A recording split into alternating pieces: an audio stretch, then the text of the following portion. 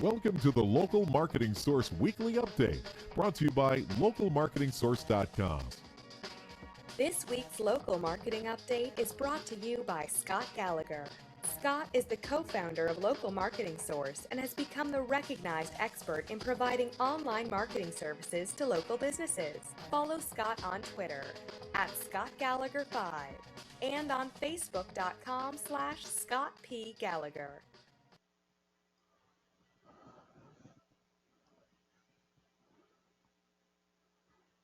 Hey, well, good afternoon, everyone. Scott Gallagher here with Local Marketing Source, bringing you our weekly local marketing industry update. Now, next week's LMS member call is going to be Wednesday, December 6th at 4 p.m. Eastern, 5 p.m. Central.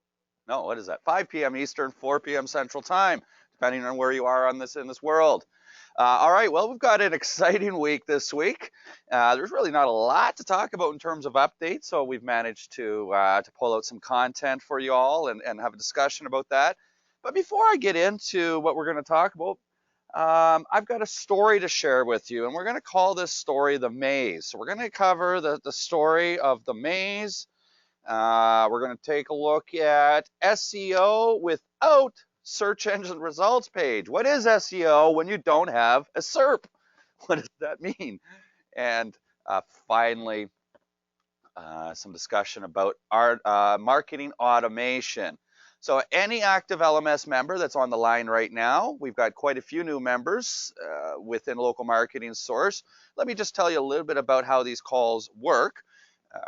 You can ask questions throughout the podcast by typing in your questions into the box, and I will address those questions at the end of the call. I take priority to questions for those people that want to speak, and you could raise your hand in the GoToWebinar software, and I will unmute you at the end of the call and answer any questions that you have.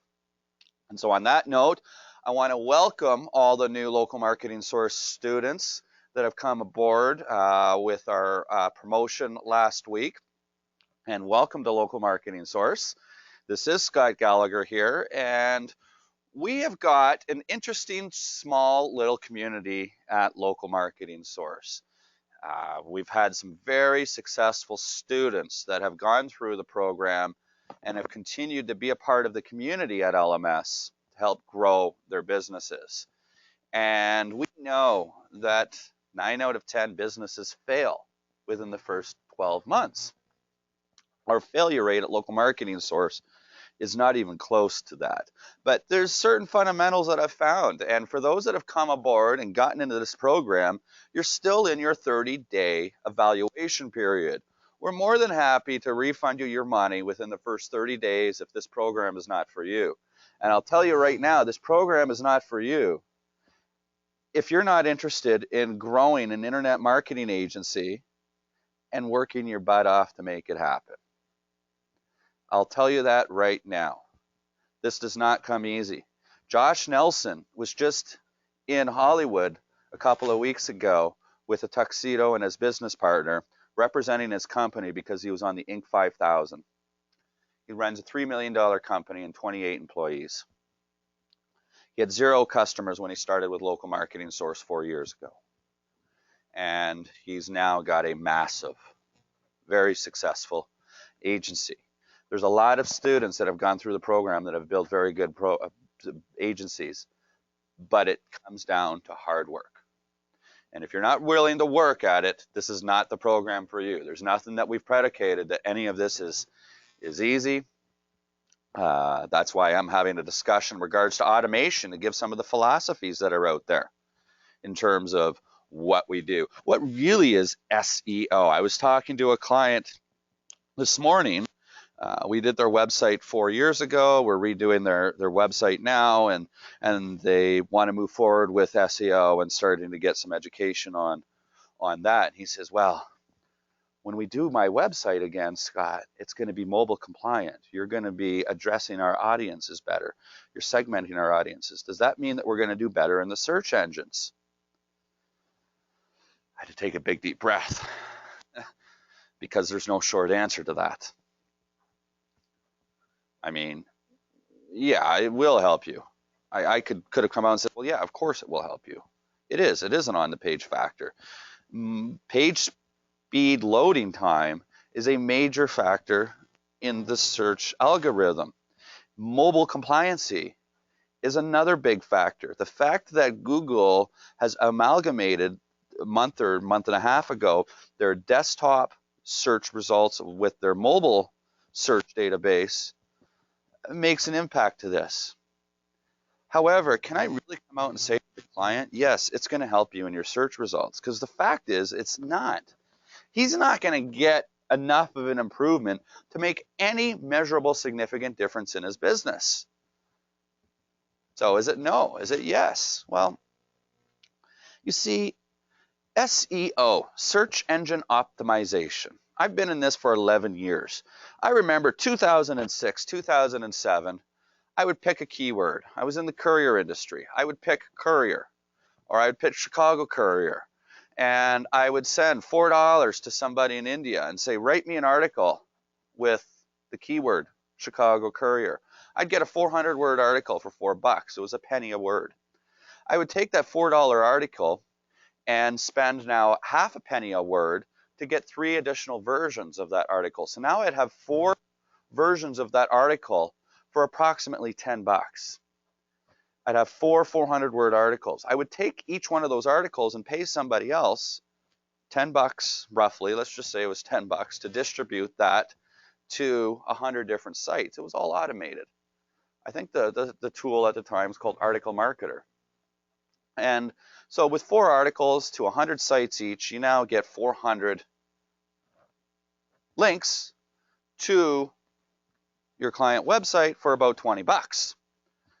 Well, now, if I want to get a link to my client's website and I create an article, a press release, I don't send it to India. It's done in-house. I pay somebody in-house $20 an hour to write it. It takes them 2 to 3 hours. So it's costing me $40 to $50 for a good press release. That's interviewing the client, that's writing the content, that's having it edited, that's having a second set of eyes to edit it and understand, that's publishing it. And publishing requires me to make a phone call to the editor of multiple local newspapers, build that relationship, beg, plead, and borrow to get them that press release. They print it. I get 1 link. I don't ever use that article again. I don't rewrite it. I get 1 link, and I've spent probably about $100 in terms of paying somebody to do it. The time it takes a lot of time to get 1 measly link versus the $10 or $20 I used to spend to get 400 links. Well, the business in question could be a local dentist. And patients of that local dentist are going to read the local newspaper. They're going to frequent the Chamber of Commerce in that local community. In other words, the audience is going to frequent the place where that content is distributed. That's marketing. As opposed to having somebody that doesn't even have a full command of the English language,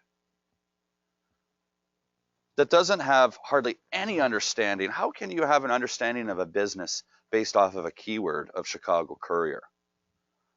Is it an independent contractor business model or an employee business model? Are they same day or are they NFO? Are they a biker operation, a trucking operation, a car operation? Do they offer direct delivery or are they just a 2-hour delivery? All of these questions have to be answered to effectively segment an audience for a courier company. And the keyword Chicago courier doesn't do that.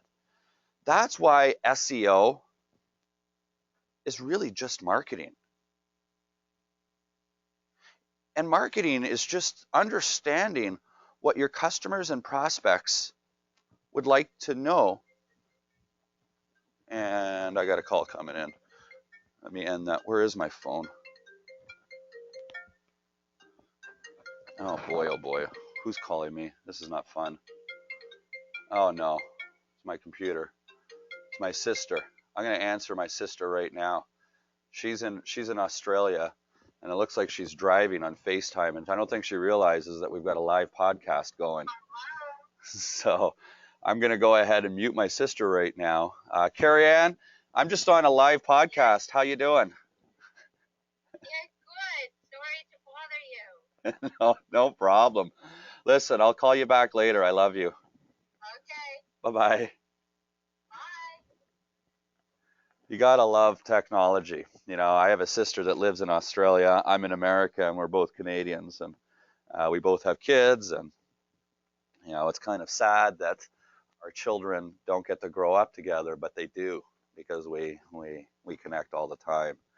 So that's one of the beauties of running my own business is that I get to make choices for my lifestyle, and my family is absolutely number one. I bring my dog to the office.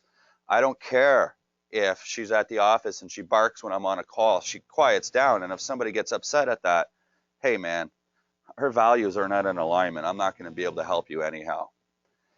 So I want to apologize for using 30 seconds of your time right now, but nonetheless, know where I'm coming from and just having a discussion about marketing.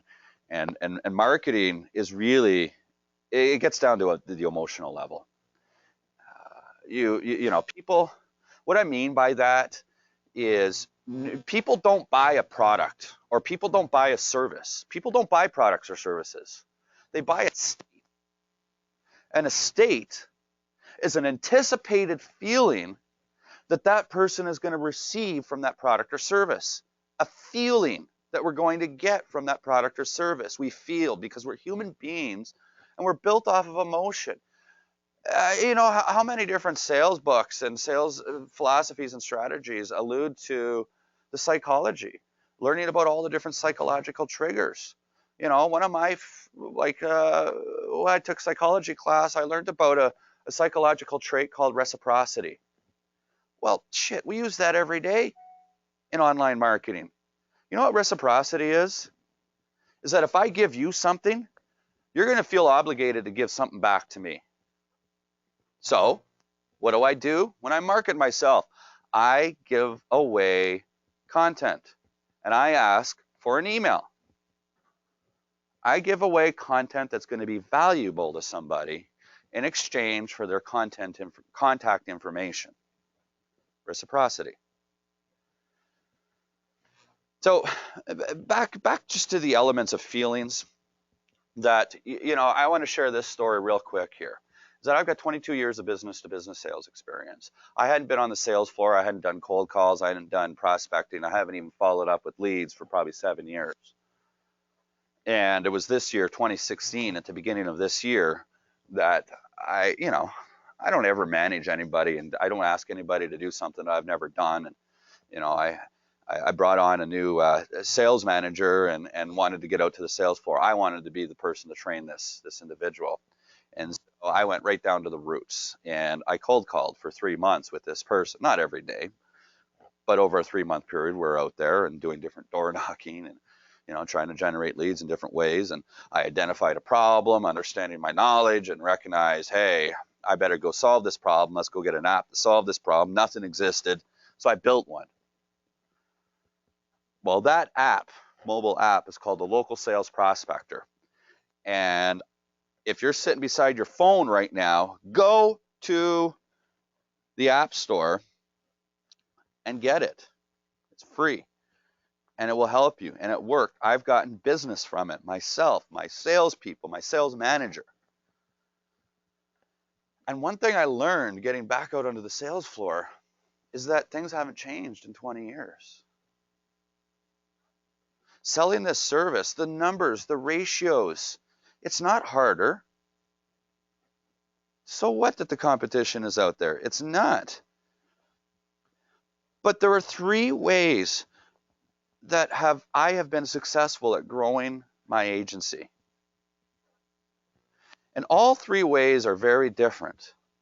Way number 1 is very expensive and takes a tremendous amount of time. Way number 2 is about mediocre in terms of expense, as well as middle of the line in terms of time. The 3rd way is the least expensive and requires the least amount of time. So way number 1 is the most desirable. Way number 3 is the least desirable. You see kind of how it shifts? More money, more time, but it seems to be more desirable. You know, I would go to a trade show and I would ask for a speaking engagement. I would get on a stage and I would speak to the audience, 400 people. I'd walk out of there with 5 to 10 clients, paying $1,000 a month. Well, not 10. That's an exaggeration. 2 to 5 clients. I could bank on 2 clients going to every single convention, and each client is worth about $12,000 to me at $1,000 a month, looking at our retention rates. So 2 clients, you know, let's say it's 20 grand. It cost me 5 grand to go. I get my ROI. I'm happy with it. It's great. It's fun. It's awesome. But it took me 3 to 4 years of going to these conventions and meeting all the people on the board of directors and getting the permission to be able to speak on their stages. It cost me a lot of money to get to these conventions. I probably spent $40,000 in going to conventions before I had the opportunity to speak. Way number 2 is direct mail, using bulky mail. I follow Dan Kennedy and utilizing that approach and just use a 3-mail approach and follow up on the leads. But each direct mail piece that we send out is approximately $7. And we've got to send out approximately 40 before we get a client. So you do that math, you know, now you're $400 or $500 to get that out, and then the time involved in putting all that mailer together and buying your list and all of that stuff. But it's a strategy that works. But you've got to do big numbers to make it work. It's really, what did I say, 30 to 40. I mean, some of our students have reported even up to 100 mailings before they get a client out of it, you know, 100 to 1% return. Where direct bulky mail, you know, has worked a lot stronger in the past. And then the third way is down and dirty. Get out there, door knock. And for every 10 people that you talk to, you should book 3 meetings. And for every 3 meetings you book, you should get 1 close. It's that simple. I could book 5 meetings in a 3-hour period because I've done it. I've booked 3 meetings in 15 minutes by going to 3 different places back to back. Boom, boom, boom. My cold calling was done. The next day we had our sales meeting and we closed them. 15 minutes of prospecting and a 1-hour sales call, so 75 minutes of time, and I've generated 12 grand.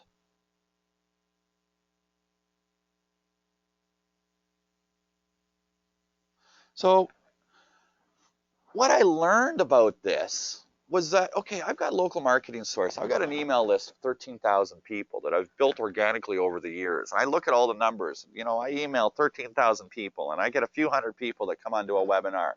And then I give a promotion and I get, you know, a couple dozen sales out of it. And it's a full day to put together, not the presentation, but just to put together the promotion for, you know, getting all those people out and whatnot. You don't have that volume when it comes to local businesses. They're already inundated in many ways. And one thing that I remembered, or not remembered, what am I trying to say, that I recognized was this element of feelings. We have 3 ways to influence human behavior. Words we say, I want to go to the store. How we say it, our tonality, I want to go to the store. I want to go to the store. Said 2 completely different things with the exact same words and very different tone, but my feeling about what I was trying to accomplish was different. And then there's our physiology, our facial expressions, our hands. Watch a politician talk.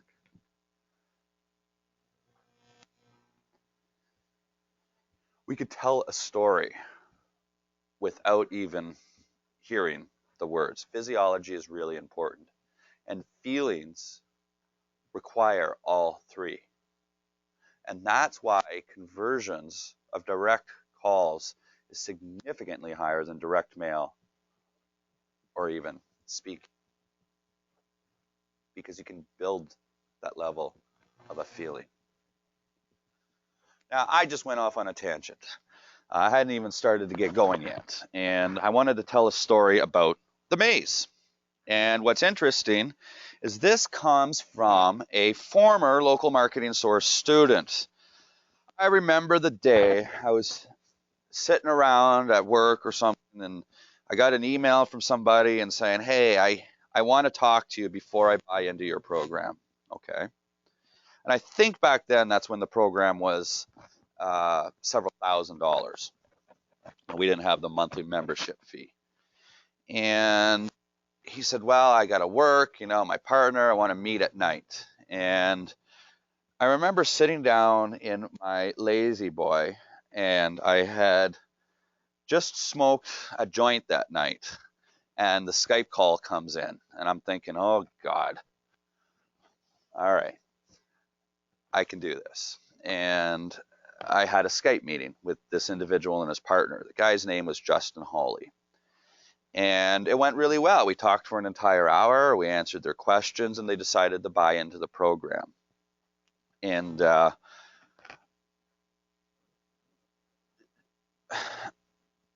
Justin was my point of contact, and he started to really push this service and got a few clients in the Minnesota area.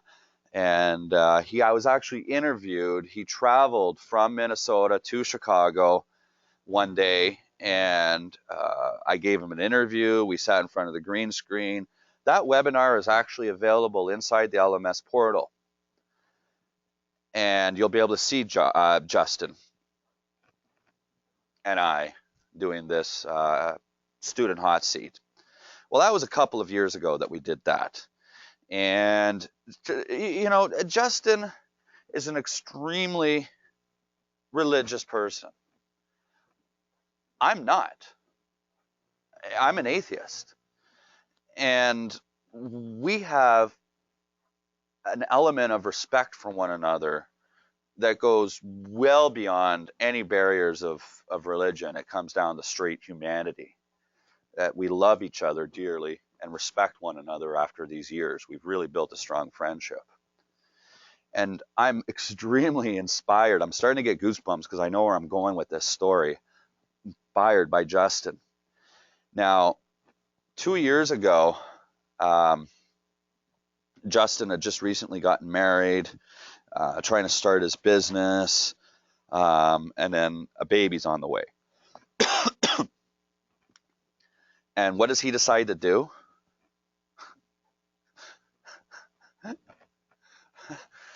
He decides to spend his time and energy in building his rock band. Okay? He'd been in a band, and he's a musician and been in a band passionately for 6-7 years. And for whatever reason, he thought the best time of his life to really pursue this band and pursue this dream was right after getting married, just before becoming a father, and just starting a new business. You'd think he's crazy. Well, 2 years later, here we are now. And his band is now starting to chart on the billboards. They've reached, one of their first song that they released, Steeped, reached number 5. Now, I didn't really like that song. It's a Christian rock band, which really means nothing. I mean, U2 is a Christian rock band, and they got a whole variety of different types of music. But it was a Pearl Jam type of song, and it was okay. But this other song called The Maze, and he plays it, and I just, holy shit, this is awesome. And after studying some of the lyrics, it's now become my pump up song. It is just a phenomenal, powerful song. And it was probably 2 months ago that he's trying to raise some money to put together a video. And he had big vision for this video. Wanted to do it and didn't want to compromise on anything. And so they go out to the Salt Lake deserts and bring all their gear and their set and everything like that. And they film it a couple of months ago. And I'm talking to him today on Skype, and I said, I can't wait to see that video. And he says, well, You want to see it? He says, you can't share it with anybody yet. It's not released. It's, not even fully edited or anything. I said, yes, man. So, we start looking at it and I watch it. And, what's beautiful about this song is that, the music is just fucking awesome. It's just great. It really gets you going. But the message, and that's why I'm sharing this story, is because of the message that it reminded me of. And the idea of the maze is that, and this is coming from somebody that's an atheist, so you got to be, I'm trying to share his story as well as my perception of the music, and they do find an alignment, but it means the same thing. But from the creator's perspective is that we define ourselves based off of our sins. Sometimes we take our own self-worth away from who we are. Some of us have low self-esteem. I'm one.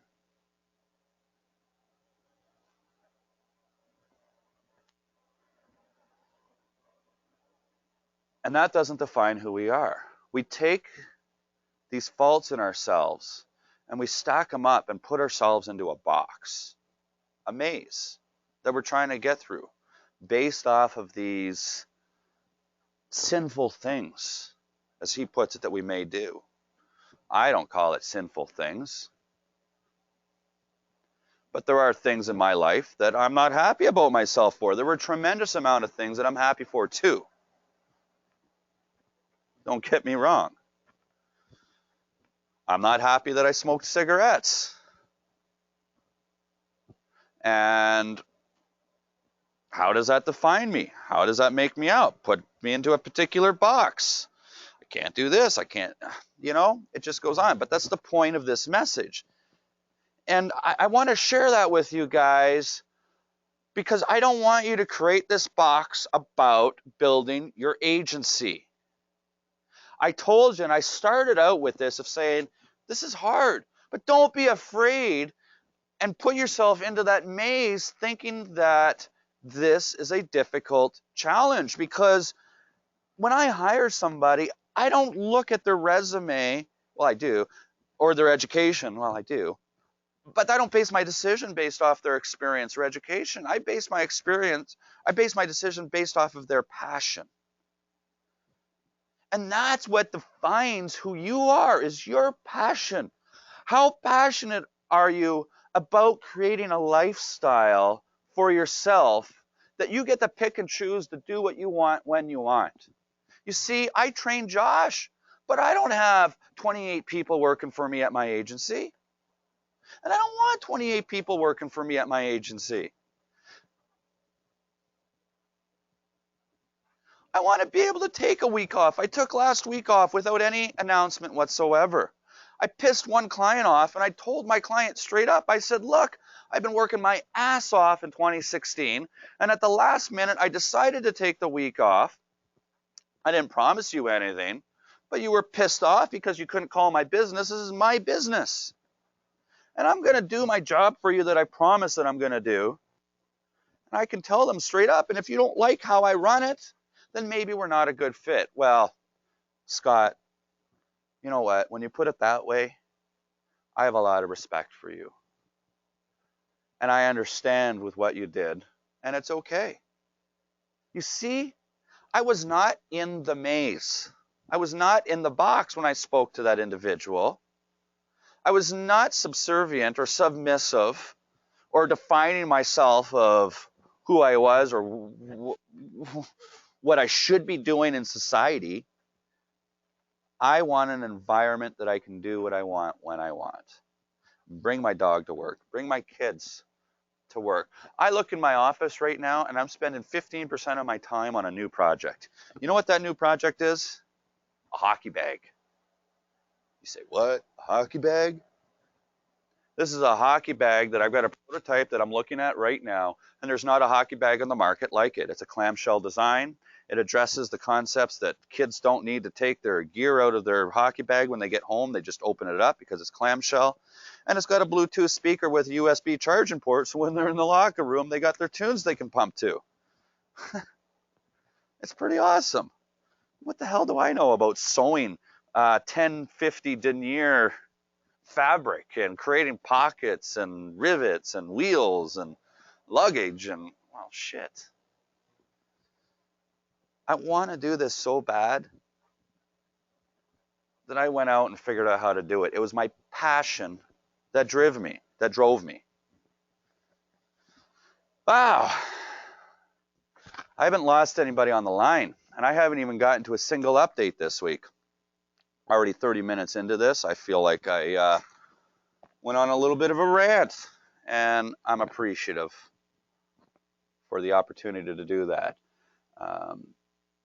Now, I'm going to move on to a quick update for this week, and these calls, for those people that are new, is centered around industry updates. I absolutely don't hardly ever go on a rant that long. I don't know if you want to call it nonsense or not, if you appreciate what I said. I don't really care, because I know that there are people that are going to appreciate it, and those are the people that stick with Local Marketing Source. That's why we've got a wicked, close-knit community. You can call up any one of these students and people, or more than, it's just such a great group of people. And I go over what's happened in the last week. You know, I'll talk about mergers and acquisitions. I'll try to get into the heads of these CEOs, of what they're doing, and, you know, try to understand of who they are from a psychological standpoint, share our perspective. I try to provide a different perspective than anything that's out there. And I look at multiple sources every week and study and watch different YouTube channels and whatnot, and bring it all together at the end of the week. And some weeks there's nothing that's changed. Other weeks we're on the podcast for an hour. And there really wasn't a lot this week. There was a really good article that I read in regards to search engine optimization without SERPs. And you'll find that on Search Engine Land. And what it's referring to is like, well, I got my new app that's out. And does anybody type it in? I'm going to give it 30 seconds here. Who knows what ASO is? Don't go to Google and figure it out. But what does ASO have to do with SEO? I just learned this myself, but I knew it existed. It was just an acronym that now exists. Okay, a couple of people have said, no idea. ASO is App Search Optimization. It's SEO for apps. Everything runs around an algorithm. Google Play and the Apple Store have got algorithms in it. You want to be able to get those apps up and, okay, fine. Well, what about, getting results out of Amazon Echo? There's no screen to display anything. So a SERP, being Search Engine Results Page, there is no SERP. How do you optimize content for no SERP? What about Google Assistant or Siri? What about in-app searches? Like, I use a driving app called Waze. W-A-Z-E. If you don't have it, get it. Don't ask questions, just get it. It's free. Way better than Google Maps or Apple Maps. But you see, search engine optimization already cannibalizes us to manipulating a search engine to get a web page displayed. Whether it's a local profile or an organic URL, you're still getting content displayed. And that's more of what we should be talking about, as opposed to SERPs and SEO and all these elements.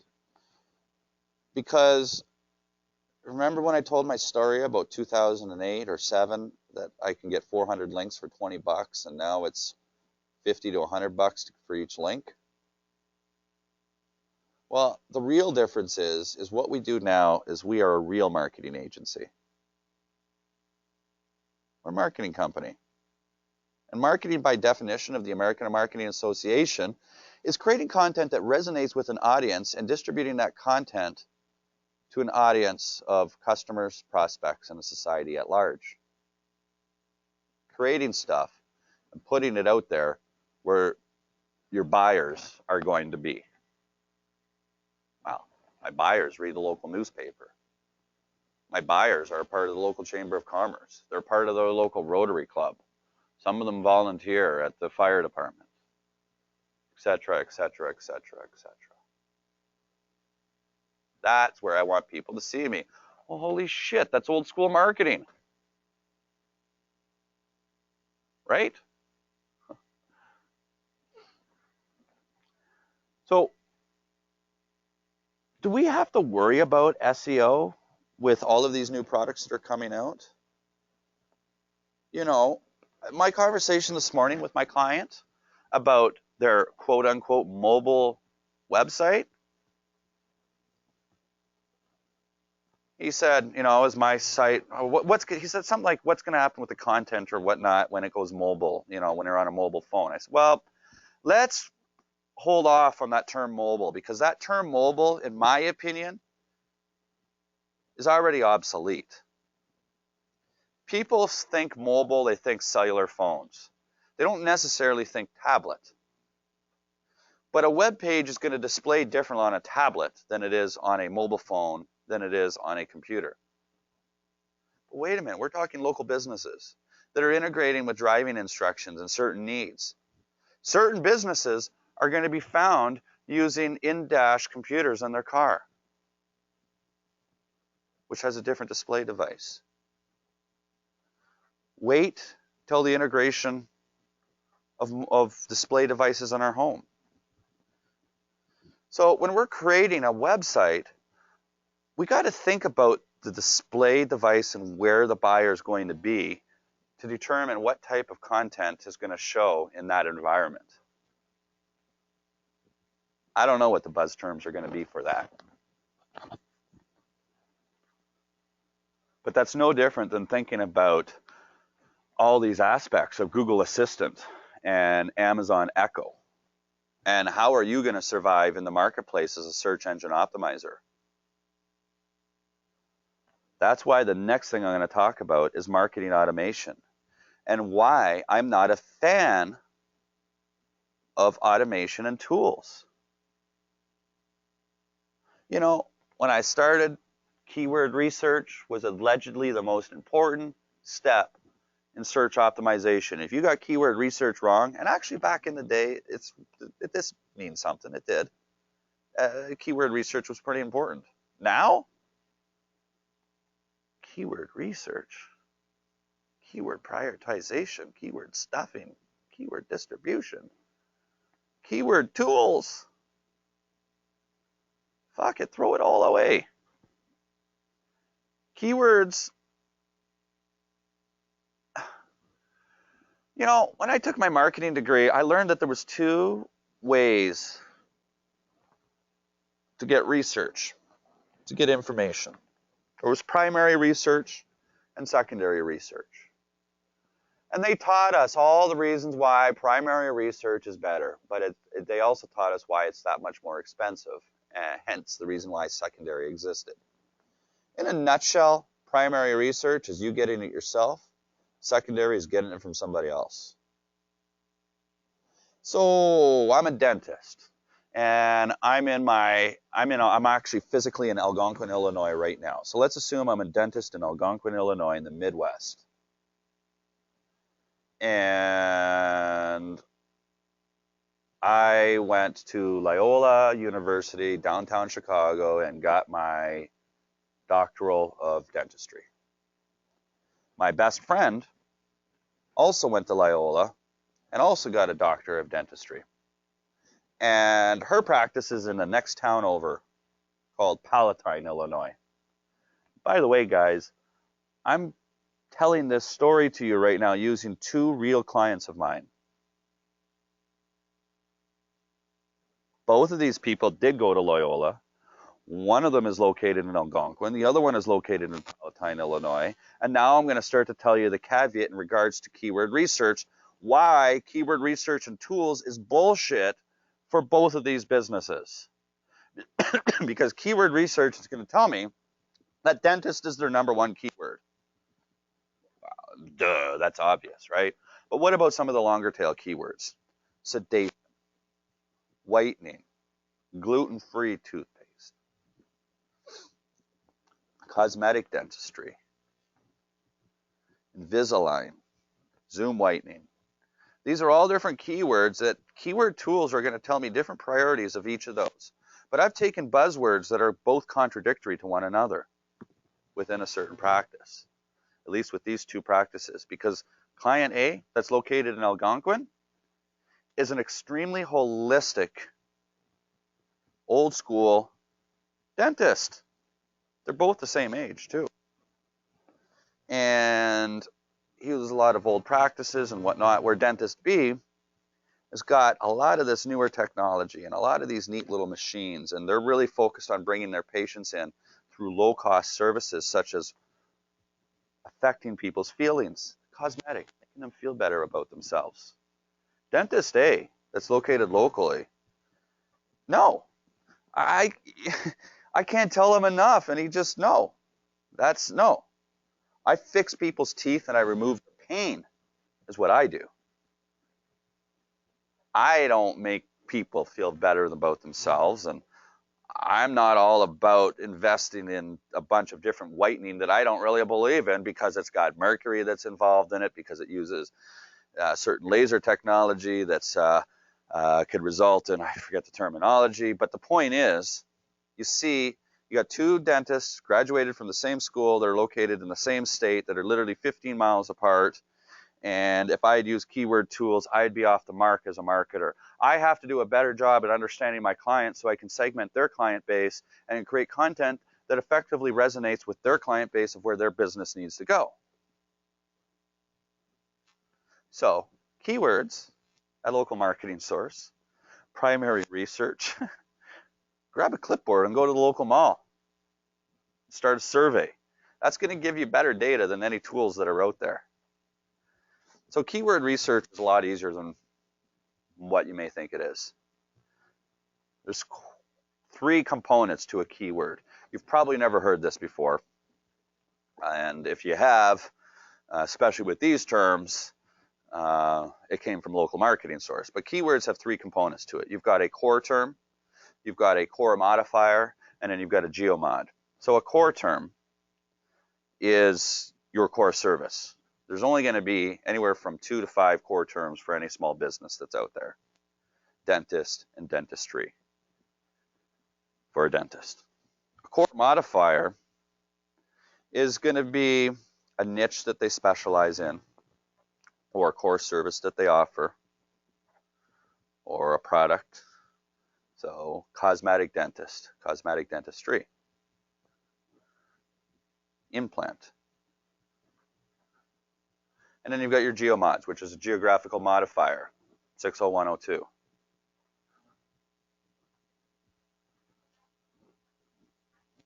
Zip code, town, Algonquin, state, Illinois, airport code, ORD.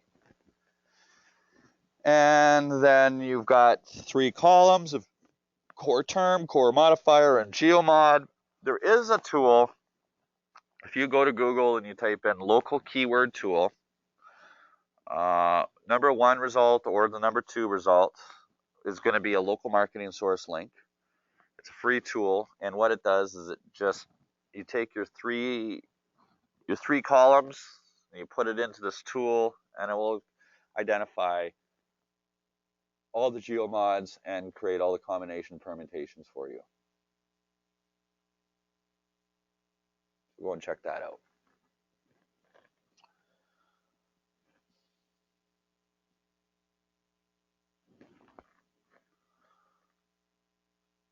Well,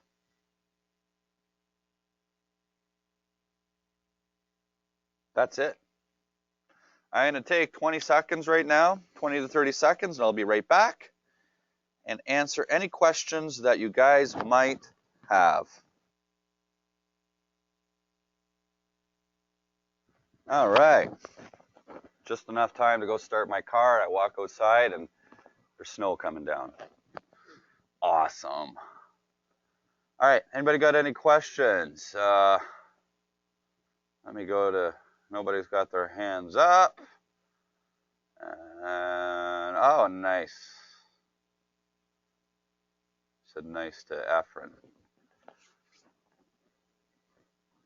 I'm not sure if he was on the line at the beginning of the call, but I bet he could have really have related to, you know, some of our past conversations. I really like Efren, and you know, him and I have built a friendship as well.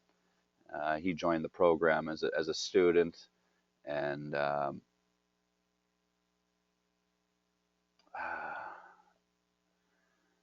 he sat around and did nothing with his membership for some time. Now, before you make any judgment on that, you know, he owns multiple businesses and got pulled away in other business ventures, and kept coming back to this venture here. And you know, I think there's probably a lot of more reasons why he was interested in this venture of this agency, but his attraction to it was the ability to be able to manage others and not have to be the sole brains in the operation. His existing business right now is not diversified enough, and it takes a lot of his time. He can't leverage his time very well, and that's, you know, that's a pretty good entrepreneurial insight to look forward to see that, okay, you know, what do I want to create here? And you gotta give the guy credit, because he has worked hard at his agency, and he joined the premium program last year, and I worked with him very closely for 3 months, and he worked his ass off and got a lot done, and unfortunately got pulled away for a few months again, and you know, as he's coming right back at it, and he's running, and you've got to give people credit that that handle life like that. So it's really nice to see you back around, Efren, and I really, well, you know, you got it. You know, you got what it takes. It's the one thing that's going to stop Efren from being successful in this business is his passion towards this company. Not Local Marketing Source company, but passion towards his business. So that's good. Now, Harry's got something here to say. He's got a lot to say, actually. So I got to kind of move my screen over a little bit and read some of this. And it says, Scott, it makes sense to me that a large group of keywords would rank better on a multi-page website with pages focused on a separate keyword than they would on a new style single-page scrolling sites. Agree. Makes sense to me that a large group of keywords would rank better on a multi-page website with pages focused on a separate keyword than they would on a new style single scrolling site.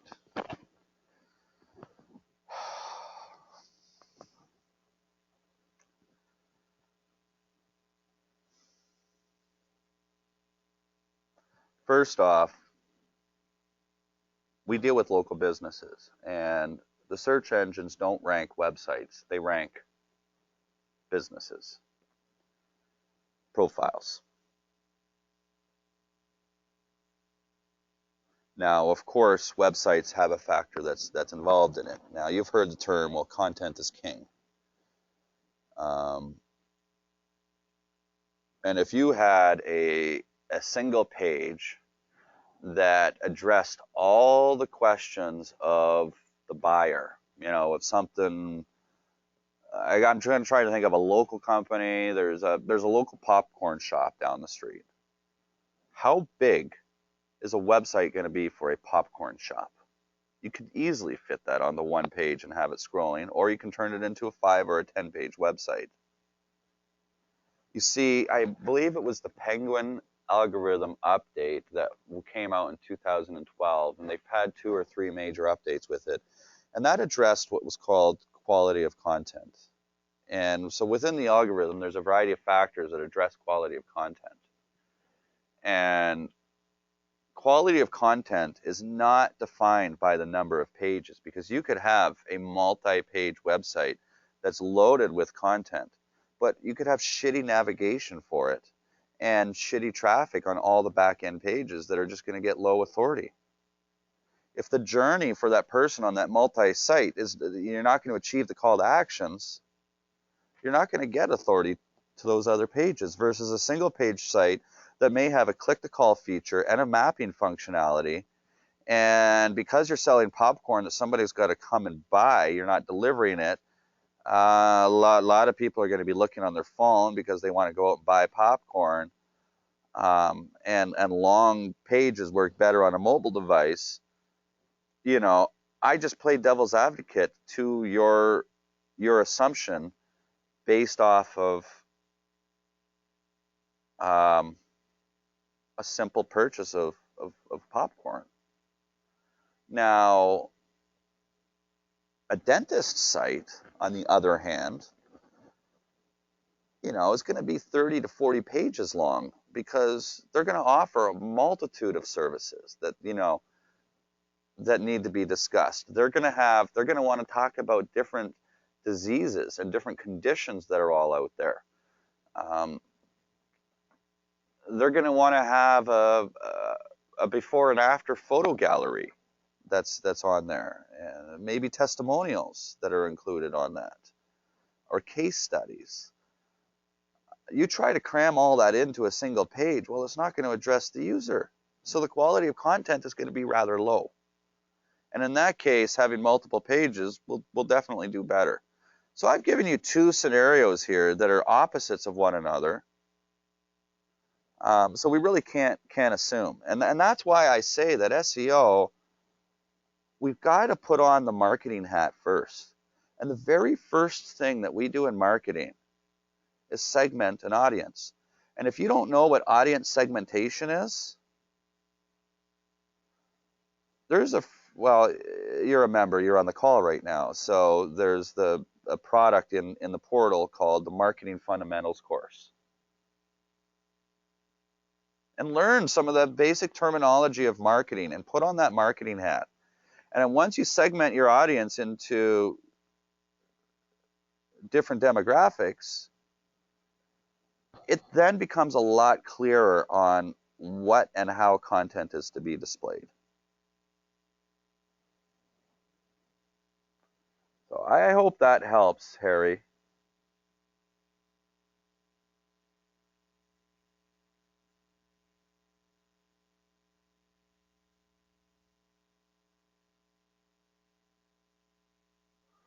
Well, I don't see any more questions. This has been a long call. Don't expect 54, 55-minute calls. We'll run 15 to 25, 30 minutes typically.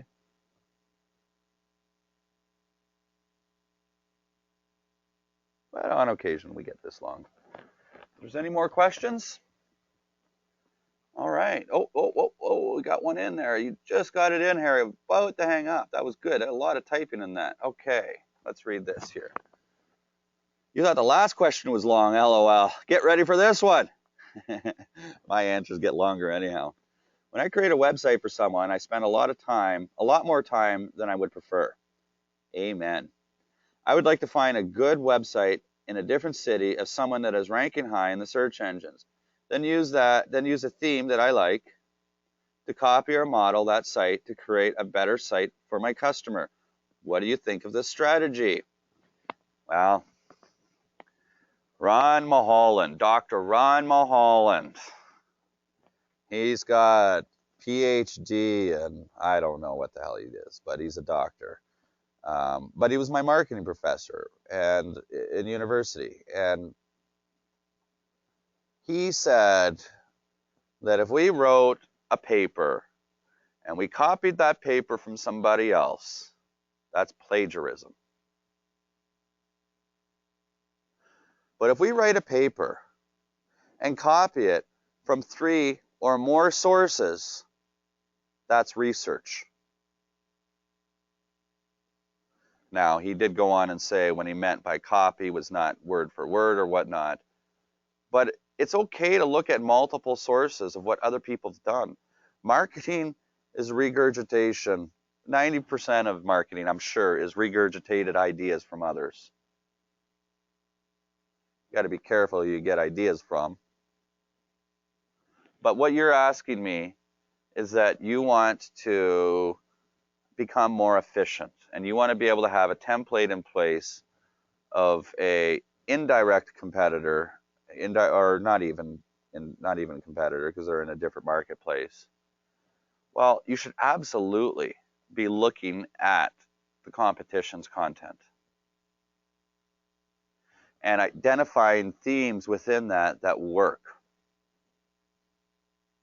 And when you see sometimes when a lot of people are doing the same things, it works. It's okay to do that. But you're still putting your fresh spin on the content and the graphics. You're still segmenting your audience effectively and making sure that that dentist that you're dealing with, you're addressing their philosophical views. I am all about efficiencies in my business, Harry, and identifying what leverages I can have to replicate activities. One of the smartest things I did in my business when I started it is because I came from the corporate world, I documented my procedures.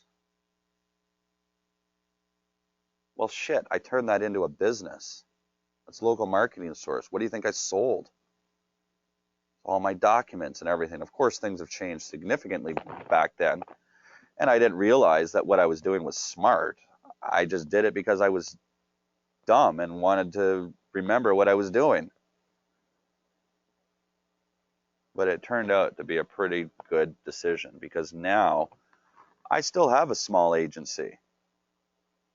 I make more money with my agency now than I did when I had 13 people working for me. I was at my peak. My business has become more efficient, and I'm well into the six figures with 5 people in my agency, and I'm happy.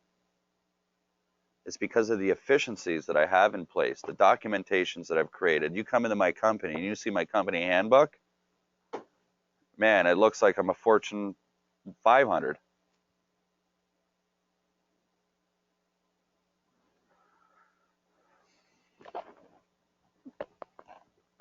So there's absolutely no issue in utilizing one theme and then making sure. I mean, the work comes down into the content of the creation to it.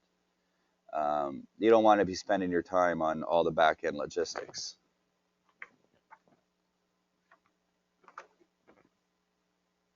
I hope that helps, Harry. Oh, and there's more down here. Oh boy, look at all this. I got to move this up. Okay. Then you went on to say, is there a software you use to copy entire websites? Of course, you would modify that site to your tastes. Have you tried any software like Reamply or the new Reback to Jack or copy a page from a website? Would then just modify it to your taste? No, I have not used anything like that. I've never heard of any of these. And I don't know of any software that's going to copy an entire website. I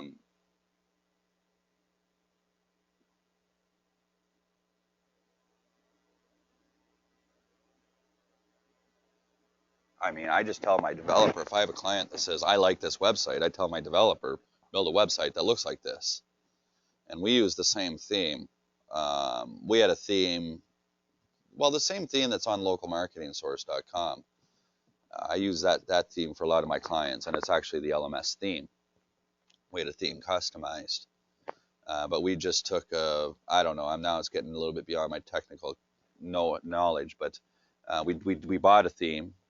It was open source, and there was some slight modifications that we wanted on it, and our developer did that. So I'm not sure if that addressed your question or not, but I hope it did.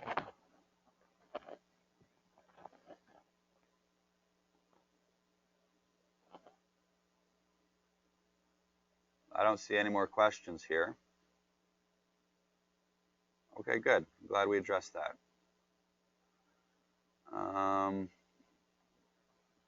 I had one student that was asked me something through email here.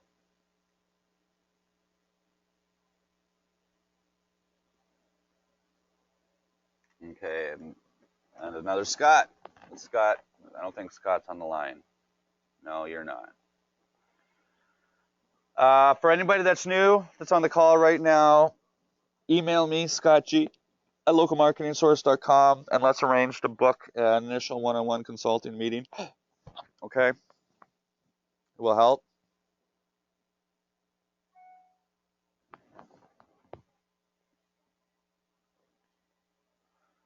But if there's any more questions, I'm going to go ahead and end this.